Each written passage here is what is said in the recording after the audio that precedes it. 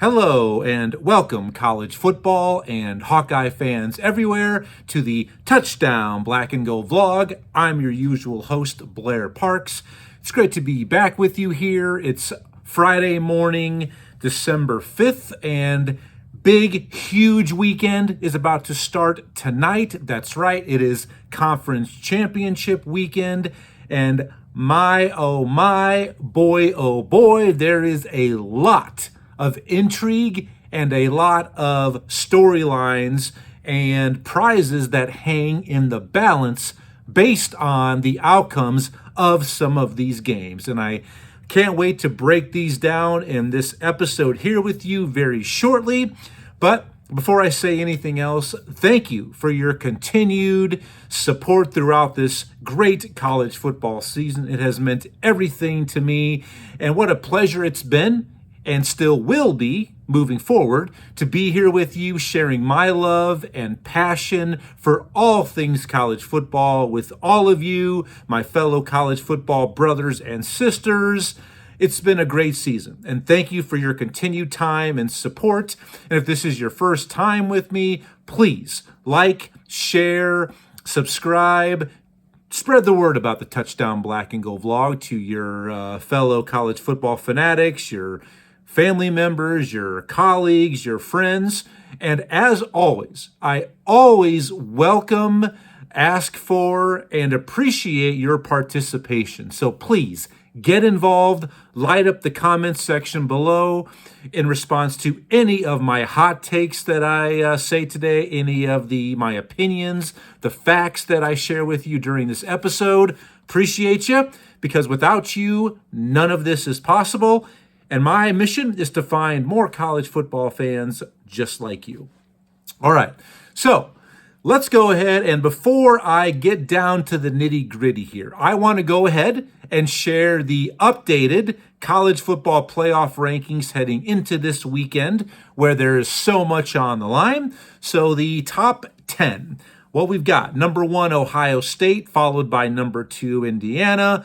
In the 3 hole, we've got the Georgia Bulldogs, number 4, Texas Tech, 5, Oregon, 6, Ole Miss, 7, A&M, 8, Oklahoma, 9, Alabama, 10, Notre Dame, and number 11, BYU. So let me ask you this question, my fellow college football fanatics.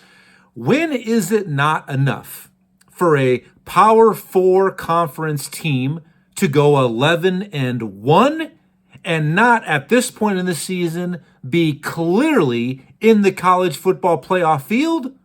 Well, the answer is it's right now, because sitting there at number 11 is BYU, and they are in that exact position and situation right now. They would be, as of today, the first team out. All right? So the title of this episode, I'm going to go and answer it right now. Does BYU deserve to be in the college football playoff field? Without a doubt, absolutely yes.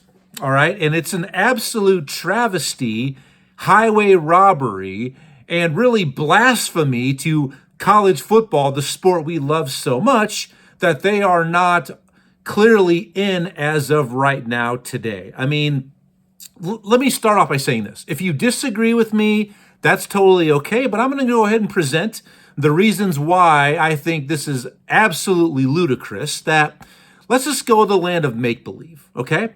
If this is an 11-1 team, right, regardless of who they've played, even if they have within their conference really kind of played and feasted upon the cellar dwellers and the bottom feeders, if this is an 11-1 team from one of the big 2 conferences, being either the Big Ten or the SEC, we're not having this conversation, period.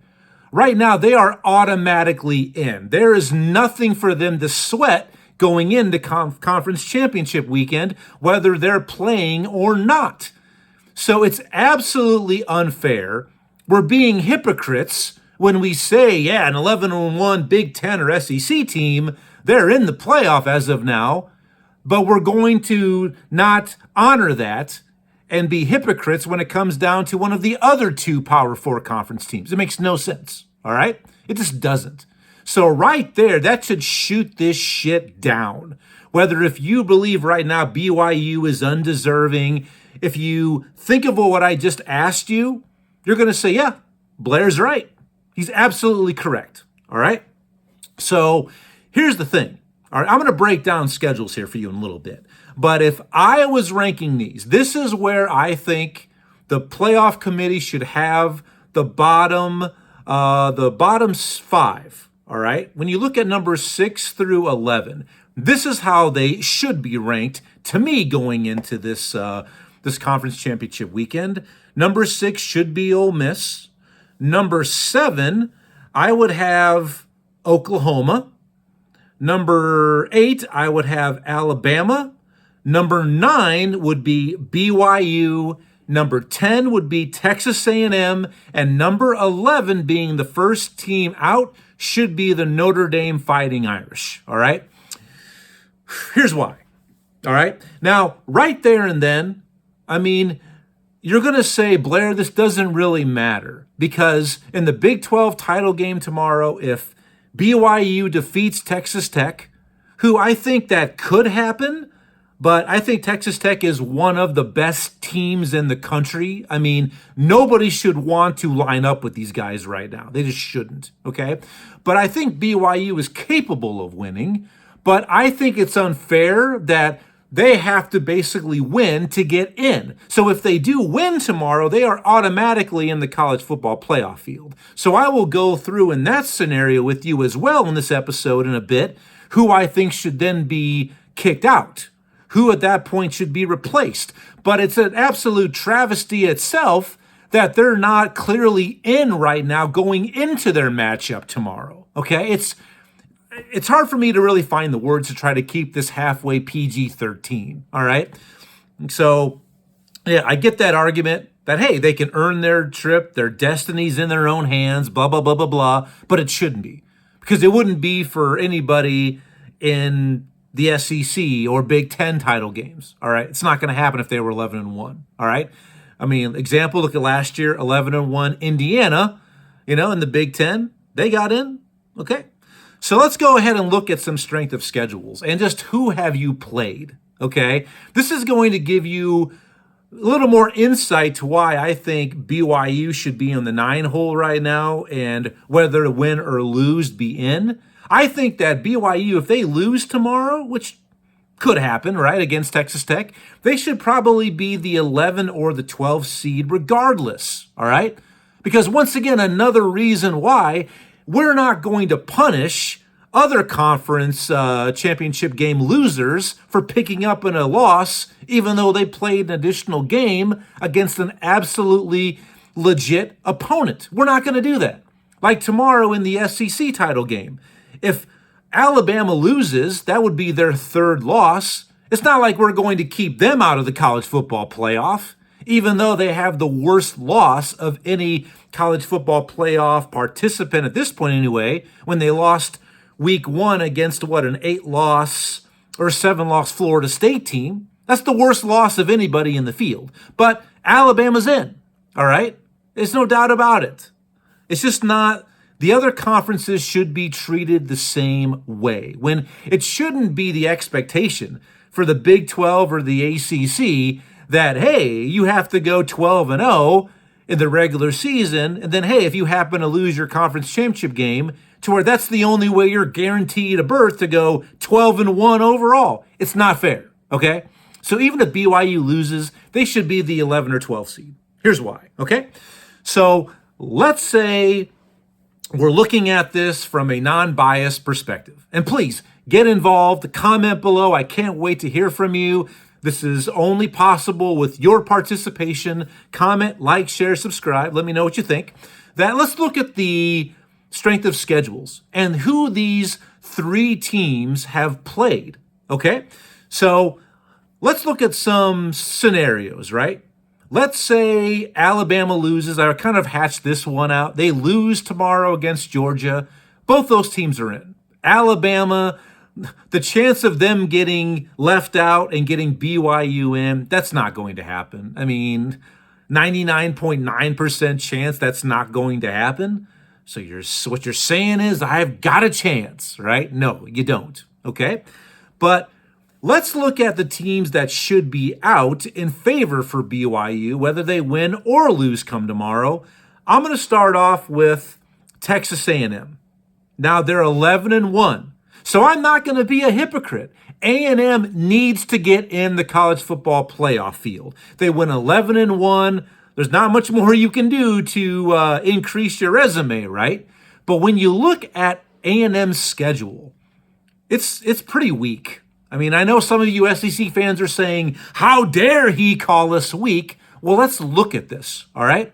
So I went through these schedules. I'm going to let you know how many victories these teams have over fellow Power 4 conference teams.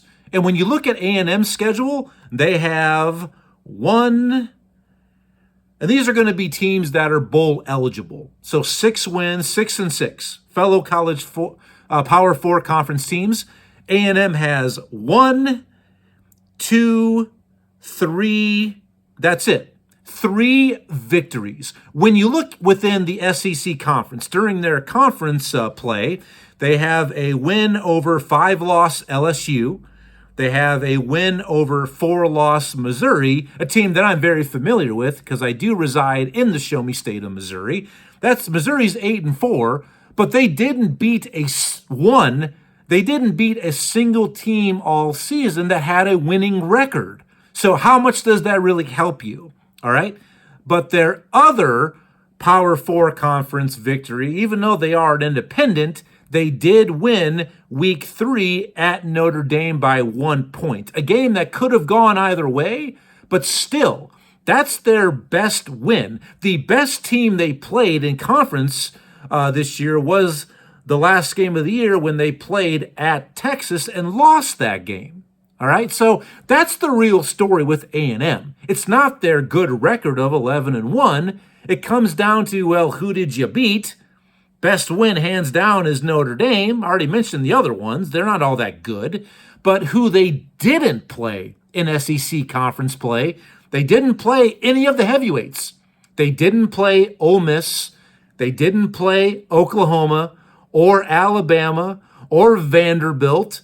Even second-tier team like Tennessee, they played nobody, all right? So they are unproven, unchallenged, but because of that Notre Dame victory and going 11-1, they got to be in. I'm going to say right now, if they lose that Notre Dame game, let's say it's flip-flopped and they finish 10-2, A&M has no business being in the college football playoff field if they had 2 losses. I mean, none, okay? So, but A&M is in, all right? So let's look at Notre Dame's schedule next when you compare it to A&M, and then I'll do BYU's last, okay? So let's look at the number of victories for independent Notre Dame over Power 4 conference teams. We have, let's see, who are bowl eligible, that is. I'll make it even more specific, like I did for A&M. They have 1, 2, 3 victories over Power 4 conference teams who are bowl eligible. I mean, a solid victory over USC, who is ranked. A solid win at Pittsburgh, who was ranked at the time. And they do have a victory over NC State, who I think has 5 losses, though. And they do have 2 good wins against Group of 5 teams, against Boise State, who's in the Mountain West Championship game, and also against a really solid Navy team. But their 2 losses are against the 2 best teams they played. Week 1 at Miami, and then week 3 at home against aforementioned Texas A&M. So right there, how is Notre Dame in right now? I don't really understand this. When you look at strength of schedule, I mean, it's not good. I mean, they have wins over a terrible Stanford team, terrible Syracuse team, a really, really bad 10-loss Arkansas team. It's just, I don't know what's going on here. And I think a 1 or 2 win Boston College team. I mean, what's Notre Dame's real reason for being in the field as of right now? I don't really understand this compared to BYU's. And the one thing I forgot to mention about A&M, and pardon me, I don't do any retakes, any edits here in the Touchdown Black and Gold vlog because that sounds like work. This is a legit hobby of mine. I've got enough on my plate being a father of two, husband, a full-time gig, being a basketball coach right now for my son's team. So I don't do any extra work. Sorry. Not that you all aren't worth it, but hey, that's work. This is a hobby. This is fun. All right. It comes down to also who did you defeat? And like I said, Notre Dame wins over bad teams. But when you look at A&M's victories against some of the SEC teams they played, I already mentioned who A&M didn't play, but they have wins over a 7-loss Auburn team, 7-loss Mississippi State team, an 8-loss Florida team, and a 10-loss Arkansas team, and also an 8-loss South Carolina team? Wow, that's a great schedule. And I'm sick and tired of the narrative being drawn right now, and also put into our minds that, oh my goodness, any loss in the SEC is a good loss. Every team potentially is good. That's just not true. And what I just told you about those teams' records, that proves it. Yes, the SEC is very top-heavy, but have you looked at the bottom 6? Not really good. I mean, Missouri is there, and they're 8-4, like I mentioned, but didn't beat a single team with a winning record all year. I mean, the bottom half of the SEC is no bueno. And I don't care what you SEC folks say, it's the truth. So A&M, their victories in conference over nobody, and they didn't really beat anybody as far as the heavyweights. Nobody. So A&M and Notre Dame, they, as of right now, Notre Dame is the team that right now should not be in the field. A&M should be the last team in as of right now, based on what those teams did during the season. Now let's go ahead and compare those two's schedule and our RPI and strength schedule against what BYU has done. Okay, once again, 11-1. Their only loss against the best team they played at Texas Tech, who I think is one of the 4 best teams in the country. That's their only loss, okay? But let me go through and let you know how many victories they have over Power 4 conference teams that are bowl eligible. We got 1, 2, 3, 4, 5. 5 victories over bowl eligible Power 4 conference teams. And that includes a win at ranked Arizona, at home against ranked Utah, at Iowa State, who's a really solid team, at Cincinnati, who was ranked for numerous weeks. So their resume is so much better overall to me than A&M's or Notre Dame's. But once again, A&M gets the nod because they beat Notre Dame head-to-head. That's the only reason why. BYU should be in the college football playoff field, win or lose tomorrow. And I challenge any one of you to go ahead and state your reasons why you think I am incorrect or wrong.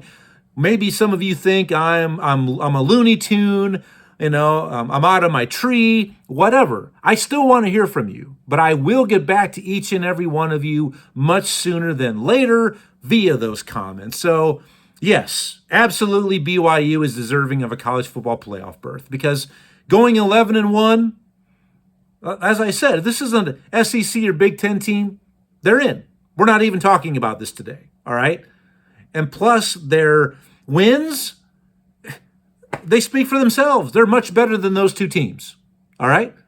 And quite frankly, my opinion on this is, I know this is really going to irk a lot of Alabama fans and SEC fans, but if Alabama were to lose tomorrow against Georgia, which I don't think they will, I think Alabama just lives in Kirby Smart and Georgia's heads. I think they just have their number, regardless of who's on the sideline from Alabama coaching them, that a 3-loss Alabama team should be out over a 1-loss BYU team, maybe 2 if they even lose tomorrow.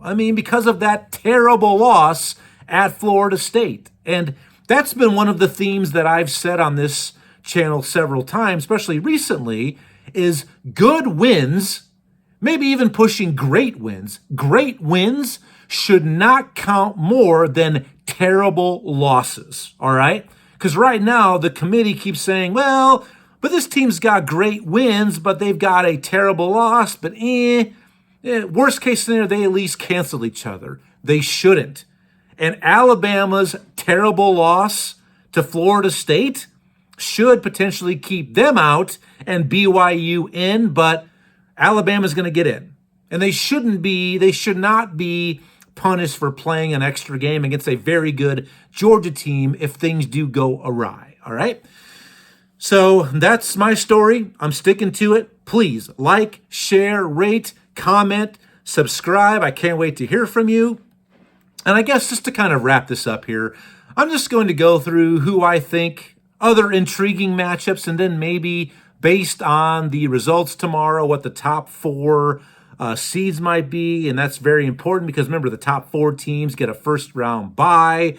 I think there's a little bit of intrigue in the Big Ten title game because number 1, Ohio State versus number 2, Indiana. And I think these have been consistently from start to finish the two best teams in the country.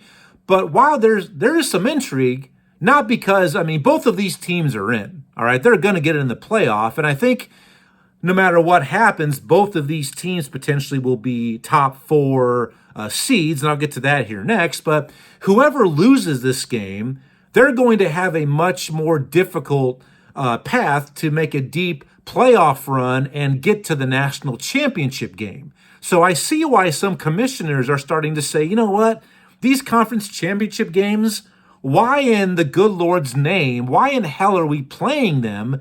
Well, I'll pretty much tell you why, because A, they are money grabs, first and foremost, but this is the case to where it only hurts the loser, and that's going to be either the number 1 or number 2 ranked team in all of the nation.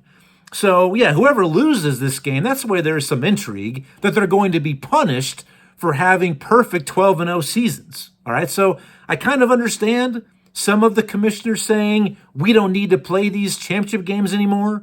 By the way, let me know what you think about that, too, in the comment section. Should these be played anymore, yes or no? But I still like them to be played because I'm a fan, and as a fan, I always want more, just like you do. All right, so there is some intrigue in the Big Ten title game. But the big one, boy, oh boy, the ACC. Who saw this? Who forecasted this matchup coming preseason? We've got number 17, I believe, is Virginia. Let me make sure here. Number 17, Virginia. The Cavaliers face off with, excuse me, nope, not Miami. Nope, not SMU. Nope, not Pittsburgh. Nope, not Louisville, but with the 5-loss Duke Blue Devils. Duke lost 3 non-conference games. So based on the tiebreakers in the ACC, Duke actually has advanced to the ACC title game. All right? And the only common, I think there was a 5 or a 4-way tie for second, and Duke got the nod to play against Virginia for the conference crown. I think the only consistent or common opponent among those teams that finished second was Syracuse. So that's why it's crazy. A 5-loss Duke team in the ACC title game. Now, I'm not so shocked that Duke is there. Yours truly, not to pat myself on the back, but preseason on this channel, I predicted it was going to be Duke in the ACC title game, but squaring off against Clemson and definitely not winning the ACC title. But I did pick Duke to get there, but I did not forecast it with them having 5 losses, okay? So, yeah, so much intrigue in this game because what could happen, especially if Duke crashes the party. All right, because this is the doomsday scenario that could happen to the ACC conference. Now, via the rules, the top 5 ranked conference champions get automatic bids, okay? So right now, Duke is not ranked. Like I said, Virginia is number 17. So if Duke happens to defeat Virginia And I do think they're going to, not just because I think they're a better team, but I want the chaos, all right? I want exactly what Heath Ledger said as the Joker in The Dark Knight, introduce a little chaos. That's what I want. So if Duke wins, they probably will be ranked, but they're not going to be ranked higher than a couple potential group of 5 conference champions. I'm talking Tulane. If Tulane wins the American Athletic crown, they're going to be ranked much higher than Duke. Tulane comes into the weekend ranked number 20. And then in the Sun Belt title game, you've got number 25, James Madison, who has 1 loss on the season. So I think if both of those teams win, I think they're both going to be ranked higher than Duke will be, meaning that the ACC could get completely locked out of the college football playoff field. How great and awesome would that be from a fan perspective? Unless you're a fan of Virginia or the ACC, I get that. But as fans, this is what we want. I mean, how can you not root for the little guy? So I want the chaos. I want to see what the college football playoff committee is going to do. You know, what's the size and the makeup of their conies? Are they big? Are they small? Do they shrink or do they clink? I want to see. All right. So we'll see.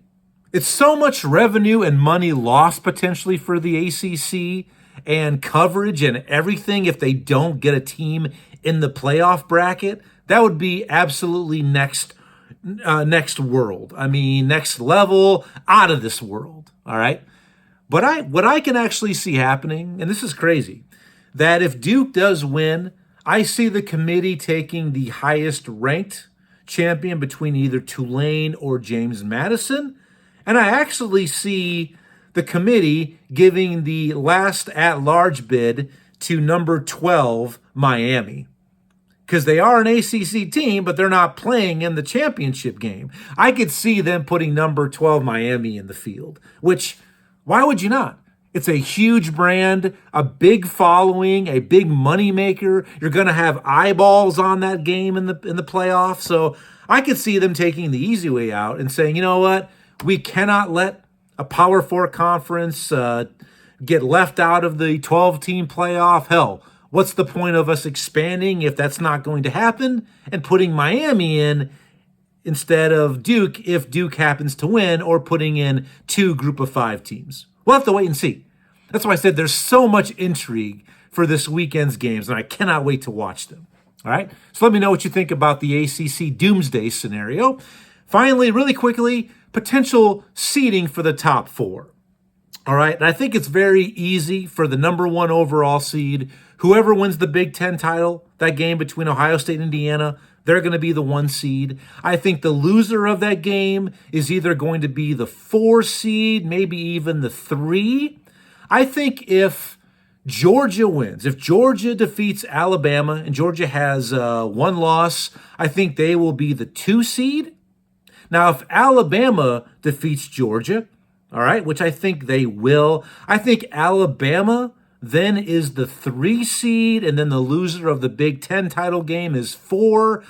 But in that case, if a Bama victory, if Texas Tech defeats BYU in the Big 12 title game, I think a 1-loss Texas Tech would end up being the 2 seed, all right? But so it really depends on the outcome of the SEC title game and really what happens in the Big 12. Once again, Georgia wins, they're the 2. Alabama wins, they're the 3. Georgia wins, Texas Tech is the 3. Alabama wins, they're the 2 seed. So there's so much going on here with the potential rankings too, and I can't wait to see how those dominoes all fall on Sunday during the selection special on Selection Sunday. I can't wait to see it. And then, obviously, I can't wait to see what Iowa's bowl destination is and who their opponent's going to be. And for all of your teams of fandom, for all of our teams who aren't going to be in the playoffs, I can't wait to see where you're going to be playing your 13th game and who your opponent's going to be. All right? So please get involved, comment, like, share, rate, subscribe. I will be back Sunday afternoon. I'll be doing a instant reaction to the college football playoff field and the rankings. So thank you for your time, your attention, for everything that you have done or will continue to do for the Touchdown Black and Gold vlog. And once again, anything you can do to help it grow and support, it's vastly, vastly appreciated. So please, once again, like, share, comment, rate, and subscribe. Click that notification button to when you'll be dinged on when my next episode is up. So until Sunday afternoon, enjoy the rest of your work day, your school day. Enjoy the football. Do not take this time for granted. Have a great, safe, and happy weekend. And I'll see you all Sunday on the Touchdown Black and Gold vlog. And once again, BYU deserves to be in the field. And as always, go Hawks. I'll see you Sunday. Take care. Adios.